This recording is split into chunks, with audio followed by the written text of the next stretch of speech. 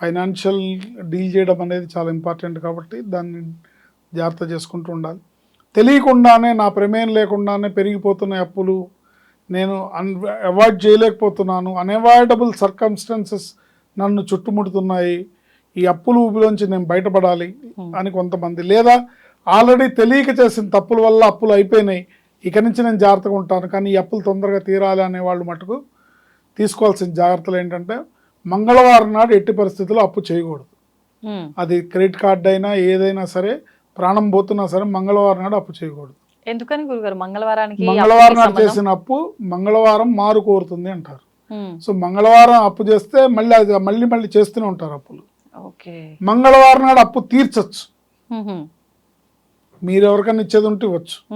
Next మంగళవారం నాడు అప్పు తీసుకోకూడదు, మీరు ఎవరికన్నా ఇవ్వకూడదు. మీరు ఎవరికన్నా మంగళవారం నాడు ఇస్తే ఆ డబ్బులు రావు, ఇంకా రావు అనుకోని బదులు ఇవ్వటం, అప్పుగా ఇవ్వటం అలాంటివి కూడా చేయకూడదు. ఇస్తే రావు, లేదా మళ్ళీ మీరు ఇస్తూనే ఉంటారు తప్ప తిరిగి రావు.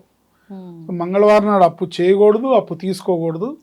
అప్పు తీర్చచ్చు, తీరిస్తే కుజుడు సంతోషపడతాడు, గ్రహశాంతి లభిస్తుంది, దానివల్ల అప్పులు తొందరగా క్లియర్ అవుతాయి.